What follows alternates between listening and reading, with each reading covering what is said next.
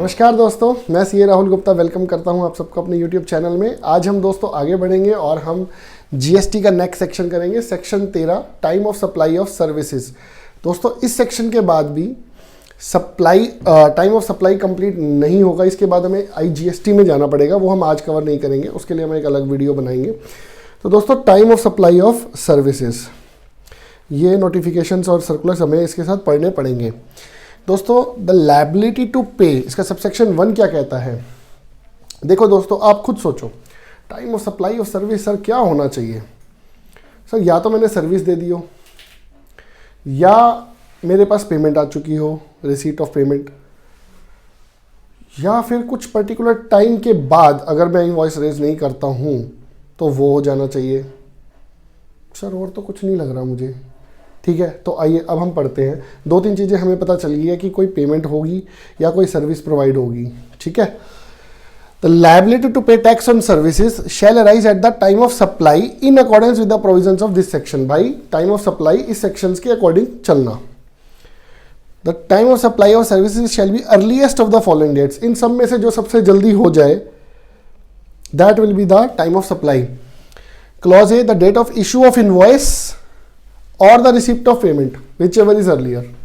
Sir इसके अंदर earlier के अंदर भी अर्लियर आ गया, ओहो हो, बड़ी दिक्कत है। फर्स्ट में है इशू ऑफ इनवॉइस, सेकंड में है प्रोविजन ऑफ सर्विस।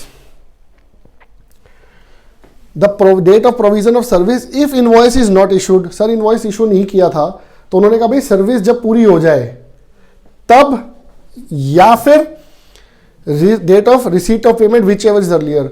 सर ये हो क्या रहा है, receipt of payment, receipt of payment? चलिए आइए मैं आपको बताता हूं। गवर्नमेंट ने थोड़ा सा इसको कंफ्यूजिंग किया हुआ है। Service, time of supply of service,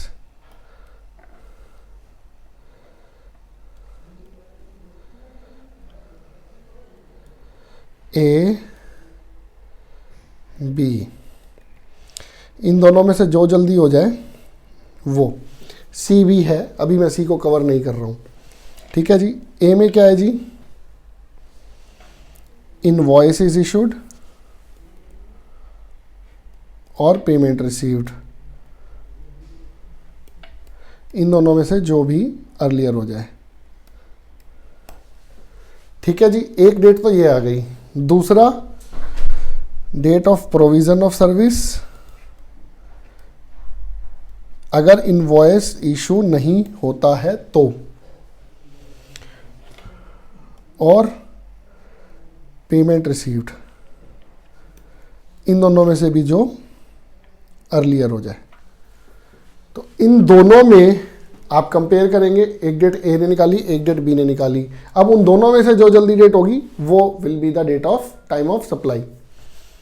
ठीक है जी दोस्तों, पे फालतू में कॉम्प्लेक्स किया ना दोस्तों गवर्नमेंट ने, इतना कॉम्प्लेक्स करने की जरूरत थी नहीं इसको। ठीक है, लेकिन अब जो एक्ट में लिखा है, देखिए हम तो एक्ट से बाध्य हैं, जो एक्ट में लिखा है वही हमें मानना होगा। ठीक है जी, अब हम यहाँ पे करते हैं बात। The date of issue of invoice by the supplier if its invoice is issued within the period prescribed under। पहले यहाँ पे सबसेक्शन 2 ऑफ सेक्शन 31 था, उसके बाद सबसेक्शन 2 को हटा दिया, सिर्फ सेक्शन 31 रहने दिया। क्यों किया दोस्तों? क्योंकि सेक्शन 31 सबसेक्शन 5, 6 उनमें भी कुछ टाइम लिमिट्स थी जो कंटिन्यूस सप्लाई ऑफ सर्विसेज वगैरह के लिए एप्लीकेबल थी। गवर्नमेंट ने कहा कि भैया उसको मत ओवर रूल करो, सिर्फ section 31 if the invoice is issued, मतलब जो भी सेक्शन 31 के अंदर इनवॉइस की डेट्स होंगी वो डेट्स को मानी जाएंगी, सिर्फ सबसेक्शन 2 की नहीं मानी जाएगी। सबसेक्शन 5, 6 और जो भी होंगे, क्योंकि उसमें गुड्स एंड सर्विस दोनों के हैं। एक बार देख लेते हैं दोस्तों, सेक्शन 31। सेक्शन 31 का सबसेक्शन 1 क्या है जी? Supplying taxable goods. छोड़ दो सर, गुड्स का हम कवर कर चुके हैं। Registered person supplying taxable services. ठीक है जी, इशू टैक्स इनवॉइस। ठीक है जी, 31 सबसेक्शन 2 तो हो गया जी सर्विसेज के ऊपर। 3 को छोड़ दो, 4 को छोड़ दो, कंटिन्यूस सप्लाई ऑफ गुड्स है 4, 5 है continuous supply of services.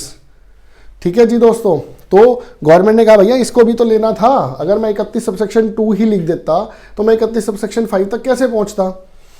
31 subsection 6, in a case where the supply of service ceases under contract before the completion of supply, ये भी छोड़ दीजिए। Good sent on approval basis, ये भी छोड़ दीजिए। तो 31 सबसेक्शन 5 इज द मेन। ठीक है दोस्तों, तो वाई सेक्शन 31 सबसेक्शन 2 को हटा के इन्होंने ओनली सेक्शन 31 करा, क्योंकि इनको अदर सर्विसेज को भी कवर करना था। ठीक है जी, तो 31 सबसेक्शन सेक्शन 13 सबसेक्शन 2 क्या कहता है जी? Date of issue of invoice या receipt of payment whichever is earlier, date of provision of service और receipt of payment whichever is earlier, इन दोनों में से जो पहले हो जाएगा that will be the time of supply. Sir आपने कहा था सी पार्ट भी है। हाँ जी बिल्कुल है सर, सी पार्ट में और कन्फ्यूजन तो नहीं होगा सर, रिसीट ऑफ पेमेंट एक और बार आ जाएगा। सर ये क्या हो रहा है? देखिए सबसे पहले सर्विस के अंदर रिसीट ऑफ पेमेंट देखिए। जैसे ही आपने रिसीट ऑफ पेमेंट देख लिया ना, आप कहते हो जी सी कंडीशन तो मेरी पूरी हो गई। The date on which the recipient shows the receipt of service in his books of account. Sir आप तो कह रहे थे ये तो दोबारा रिपीट है, थोड़ा सा चेंज है। Receipt of service in his books of account, not money. Please note, मैंने जानबूझ के इस तरीके से गलत बोला था ताकि आपको ये पता चल जाए कि receipt of service in his books of account. Sir आपको क्या पता चलेगा सामने वाले बंदे ने क्या receipt of service in his books of account दिखाई है या नहीं दिखाई है? सर मैंने आपको सीए की सर्विस दी ना, मैंने इनवॉइस रेज करा, प्रोविजनिंग ऑफ सर्विस हो चुकी है, रिसीट ऑफ पेमेंट नहीं आई, आपने अपनी किताब के अंदर बुक कर लिया। क्या मुझे पता चलेगा कभी भी कि आपने अपनी किताब के अंदर किस डेट पे उस खर्चे को बुक किया? ना मैंने आपको इनवॉइस दिया, मुझे प्रैक्टिकली कभी नहीं पता चलेगा। तो सी पॉइंट प्रैक्टिकली अगर मैं बात करूं तो बहुत ही रेयरेस्ट ऑफ रेयर सिचुएशंस में यूज हो सकता है। सर फिर भी कहीं तो यूज हो सकता है। सर मेरी अगर होल्डिंग सब्सिडरी कंपनी है, उन दोनों की बुक्स एक ही जगह मेंटेन हो रही है या एक ही टीम मेंटेन कर रही है तो पता चल जाएगा सर। ठीक है ना दोस्तों? तो अगर होल्डिंग सब्सिडरी है या एसोसिएटेड एंटरप्राइजेज है, उस केस में ये पता चल जाएगा। ठीक है जी, तो आइए एक बार फिर से रिपीट करते हैं। First point issue of invoice और receipt of payment. Second point provision of service if invoice is not issued और receipt of payment whichever is earlier. Third point entry in the books of account of the recipient, क्या उसने खर्चा book कर लिया है, whichever is earlier. इन तीनों में से जो सबसे पहले है that will be the time of supply of services. Sir goods के अंदर आपने एक बात बताई थी कि पेमेंट का कोई वैल्यू नहीं है, पेमेंट के लिए कोई मतलब कोई उससे कोई इंपैक्ट नहीं होगा। हाँ जी, क्यों नहीं होगा सर? क्योंकि उसके अंदर नोटिफिकेशंस इशू हुई थी जिन्होंने एडवांस ऑन गुड्स के ऊपर से जीएसटी की एप्लीकेबिलिटी को हटा दिया था।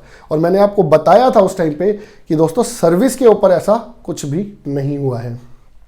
अच्छा सर अब सर्विस के ऊपर अगर आपको एडवांस मिला है तो एडवांस मिलते ही साथ एक रिसीट वाउचर काटेंगे आप, उसका जीएसटी आज ही जमा कराएंगे आप। सपोज 10,000 रुपये आपने मुझे सीए की फीस के एडवांस दिए, मैं 9,000 मान लीजिए 500 रुपये की सर्विस मानता हूँ, 500 रुपये का जीएसटी मानता हूँ। 500 रुपये जीएसटी मैंने आज जमा कराया, मैंने जीएसटी पोर्टल पे चढ़ा दिया कि जी मैंने एडवांस के अगेंस्ट कुछ पेमेंट रिसीव की है, एडवांस पेमेंट रिसीव की है और वो मैंने जीएसटी में शो कर दिया। अब जब मैं सर्विस पूरी कर दूंगा, मैं उस एडवांस को वहाँ से एडजस्ट करूँगा और प्रॉपर इनवॉइस काटूंगा। सामने वाले बंदे को इनपुट तब मिलेगा जब मैं प्रोविजनिंग ऑफ सर्विस इनवॉइस काट दूंगा। रिसीट वाउचर के बेस पे सामने वाले बंदे को इनपुट अलाउड नहीं है दोस्तों, ये चीज भी नोट करें।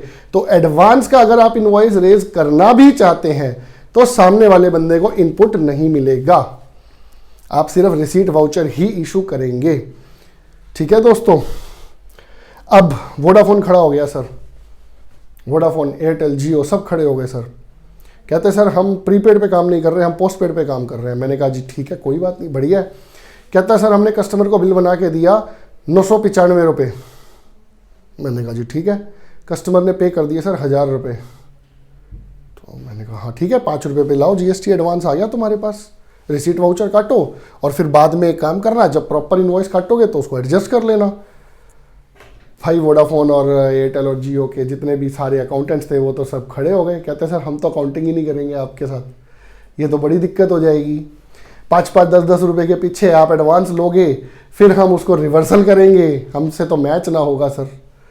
तो उस चीज़ को क्लियर करने के लिए गवर्नमेंट ने कहा कि भैया अगर 1,000 रुपये तक एडवांस मिलता है shall at the option of the said supplier, supplier के पास ऑप्शन होगी that it will be treated at the date of issue of invoice relating to such excess amount. जो एक्सेस अमाउंट आया है वो इशू ऑफ इनवॉइस पे adjust कर लेना, उस पे एडवांस रिसीव दिखा के जीएसटी देने की जरूरत नहीं है अगर वो 1000 रुपए तक एक्सेस में आता है। अगर 1000 रुपए से ज्यादा एक्सेस में आया तो आज ये रिसीट वाउचर काटो, जीएसटी जमा कराओ। गवर्नमेंट कहती है मेरा रिवेन्यू मुझे आज ही चाहिए फिर। ठीक है जी, तो आप समझ रहे हो दोस्तों ये 1000 रुपए एक्सेस क्यों किया गया? वो इसलिए किया गया, मर जाते नहीं तो सभी। For the purpose of clause A and B the supply shall be deem to have been made, supply complete कब मानी जाएगी, सर्विस पूरी कब मानी जाएगी, to the extent it is covered by an invoice और as the case may be the payment. Invoice raise हुआ या पेमेंट आ गई।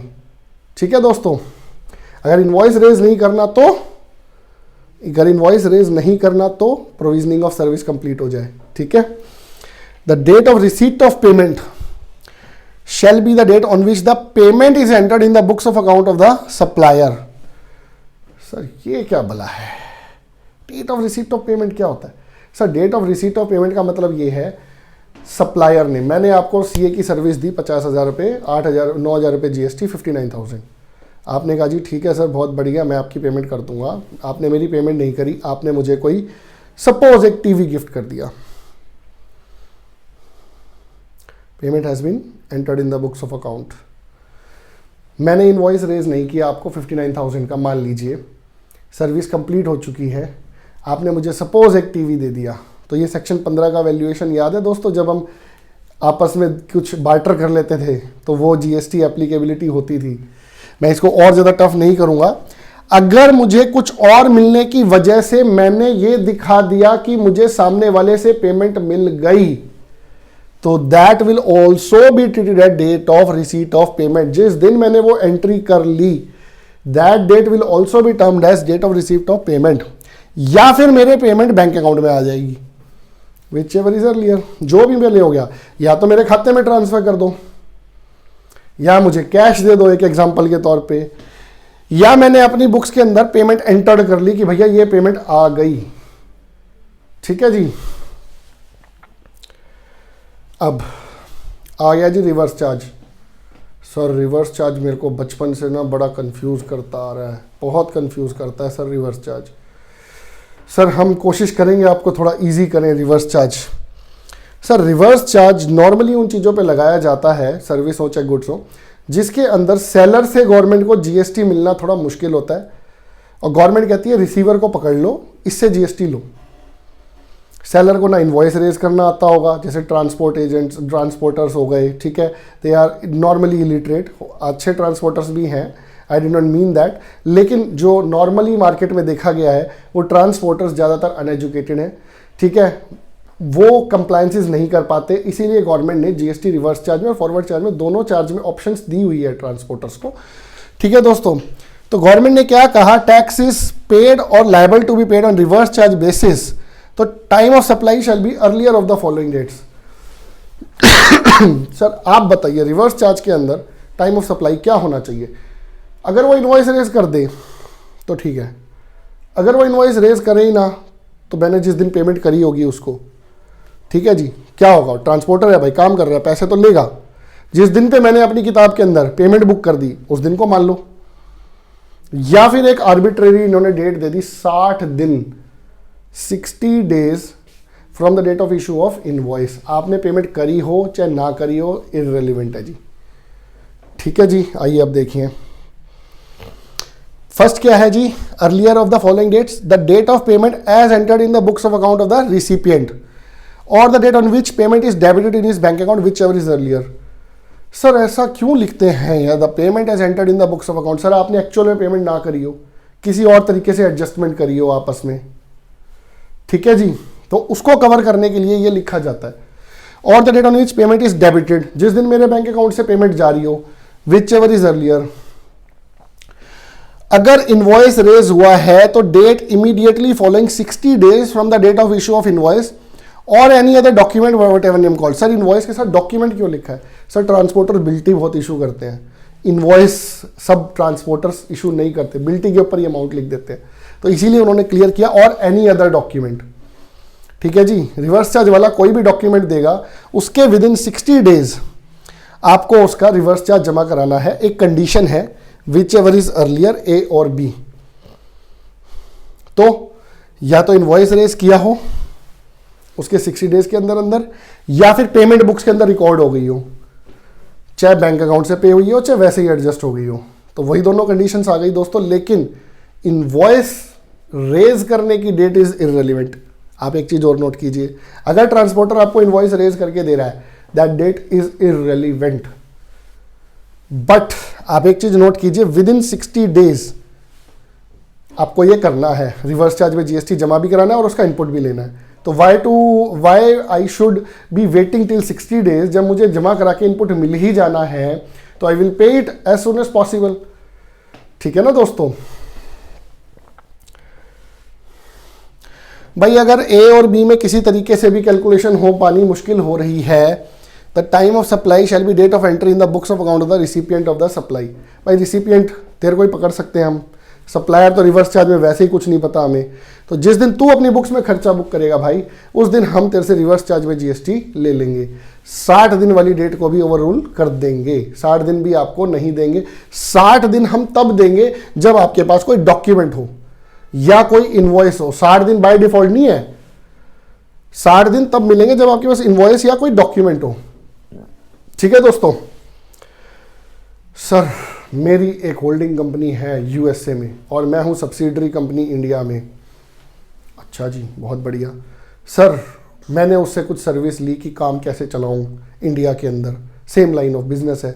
उसने मुझे गाइड किया कि तुम एक काम करो, ऐसे ऐसे मार्केटिंग करो, ऐसे ऐसे डिस्ट्रीब्यूशन करो। मैं खुश, काम चल पड़ा सर। अब होल्डिंग कंपनी मांगती है मुझसे पैसा। मैंने कहा कितना? कहता सर 1 करोड़ रुपया। मैं ठीक है दे दो। कहता सर जीएसटी। मैंने कहा अच्छा, रिवर्स चार्ज में जीएसटी देना पड़ेगा सर, क्योंकि आप इंपोर्ट ऑफ सर्विस दिखाओगे इसको। ठीक है जी सर, लेकिन अगर धंधा नहीं चलता तो वो मुझसे कोई पैसा नहीं मांगता। मैंने कहा अब ये तुम्हारी आपस की सेटलमेंट है भाई, वो पैसा मांगेगा या नहीं मांगेगा, that is up to you. Sir holding subsidiary है, इतना तो कर ही सकते हैं ना हम एडजस्ट। ठीक है कोई बात नहीं, आप कर लीजिए एडजस्टमेंट, लेकिन अगर आप पैसा दे रहे हो या आप इंडिया के अंदर खर्चा बुक कर रहे हो, प्लीज नोट, या तो आप फॉरेन वाले को पेमेंट दे रहे हो या आप इंडिया के अंदर खर्चा बुक कर रहे हो अपनी बुक्स में। Provided that in case of supply by associated enterprises where the supplier of service is located outside India, USA. ठीक है जी, मैंने यूएसए से सर्विस ली। The time of supply shall be the date of entry in the books of account of the recipient of the supply. India की books के अंदर date of entry खर्चे की, और the date of payment whichever is earlier. उस date को time of supply मान के आप रिवर्स चार्ज में जीएसटी जमा कराएंगे। 60 डेज वाला कोई चक्कर है ही नहीं, कोई डॉक्यूमेंट ही नहीं है। ठीक है दोस्तों। सप्लाईज ऑफ वाउचर्स, दोस्तों ये हमने गुड्स में भी किए थे। Supply of vouchers by a supplier अगर हो रहा है तो, अगर वाउचर आइडेंटिफाइबल है at the time of issue, मैंने वाउचर दिया जी, किसी भी चार्टर्ड अकाउंटेंट से जाके आप सर्विस ले लो, आपको 500 रुपये का डिस्काउंट मिल जाएगा। तो नहीं पता आप सीए राहुल गुप्ता के पास जाओगे या सीए XYZ के पास जाओगे, तो इशू ऑफ वाउचर के टाइम पे सप्लाई आइडेंटिफाइबल नहीं है तो क्या लिया जाएगा? Redemption of voucher. अगर मैंने लिख के दिया सीए राहुल गुप्ता के पास जाओगे आप, ITR के अंदर आपको 500 रुपये का डिस्काउंट मिलेगा, तो the date of issue of voucher if the supply is identifiable at that point. दोस्तों प्रैक्टिकली मैं बात करूं तो डेट ऑफ रिडम्पशन को ही लिया जाता है। वही थोड़ी सी प्रैक्टिकली पता चलता है कब रिडीम होगा, कब प्रोविजन ऑफ सर्विस होगा, वरना फिर एडवांस आ जाएगा। सर मान लीजिए मैंने अपना वाउचर इशू कर दिया 500 रुपये का डिस्काउंट का, ठीक है जी, मेरे को पेमेंट आज ही मिल गई, सर एडवांस आ गया ना, ठीक है 500 रुपये का है तो आप कह सकते हो सर 1000 रुपये से कम है। लेकिन अगर मान लो मैंने 5000 रुपये का डिस्काउंट कूपन इशू कर दिया तो आप तो कहोगे ना सर आज जीएसटी जमा कराओ सर, जब कल को प्रोविजन ऑफ सर्विस करोगे तो एडजस्ट कर लेना। तो इसीलिए प्रैक्टिकली रिडम्पशन ऑफ वाउचर जो है वो प्रैक्टिकली फॉलो होता है मार्केट में। ठीक है जी।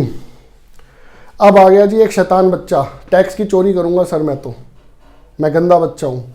मैंने कहा जी ऐसा क्यों कर रहे हो आप? गवर्नमेंट आपको पकड़ लेगी। कहता सर कैसे पकड़ेगी, उसको पता ही नहीं चलेगा और टाइम ऑफ सप्लाई में ऐसा कुछ है ही नहीं। मैंने कहा अच्छा, तो उनके लिए गवर्नमेंट ने एक अलग क्लॉज बनाया, where it is not possible to determine the time of supply under the provisions of this, the time of supply shall. मैंने कहा अच्छा एक बात बताओ, तुमने जीएसटी नंबर लिया हुआ है? कहता हाँ जी मैंने लिया हुआ है। मैंने कहा अगर आपने periodical return has to be filed, आपको पीरियोडिकल रिटर्न फाइल करनी थी, तो be the date on which such return is to be filed, जिस दिन आप वो रिटर्न फाइल करने के लिए लायबल हो, that will be the time of supply. अरे अच्छा सर, मैं तो जीएसटी में रजिस्ट्रेशन भी नहीं लेता फिर। अच्छा जी, अगर आप रजिस्ट्रेशन भी नहीं लेंगे तो हम इन एनी अदर केस कर देंगे, जिस दिन हम आपको पकड़ेंगे, date on which tax is paid, जिस दिन हम आपको पकड़ के आपसे टैक्स लेंगे, that is the time of supply. ठीक है जी, तो जब तक बच रहे हो तब तक बच रहे हो, जिस दिन पकड़े जाओगे उस दिन हम देख लो अच्छे से इंटरेस्ट पेनल्टी सब लगा के अच्छे से पैसे लेंगे। ठीक है जी। सर मेरा एक वेंडर है, वो बड़ा ही गंदा है सर, मेरी पेमेंट ही नहीं कर रहा, मैं क्या करूं? मैंने कहा इसको इंटरेस्ट का एक नोटिस भेजो ना। कहता सर मैं भेज तो दूं, लेकिन मैं इंटरेस्ट का नोटिस भेजूंगा उस पर जीएसटी आप अभी मांग लोगे। तो मैंने कहा रुको, सबसेक्शन 6 कहता है time of supply to the extent it relates to an addition by way of interest, late fee और पेनल्टी और delayed payment for any consideration shall be the date on which the supplier receive such addition in value. Sir इसका मतलब अगर मुझे interest charge करना है तो मैं बिना जीएसटी लगाए इंटरेस्ट चार्ज कर सकता हूं? हाँ जी सर। गवर्नमेंट ने इस चीज़ पे थोड़ी सी रियायत दी हुई है कि अगर आपको डिलेड पेमेंट के लिए कोई इंटरेस्ट का या लेट फीस का कोई इनवॉइस बनाना है तो आप उस पर टाइम ऑफ सप्लाई के अकॉर्डिंग जब आपको पैसा मिल जाए तब आप उसका जीएसटी दे देना। सर मैं उसको इनवॉइस पे जीएसटी लगा के दूंगा या नहीं दूंगा?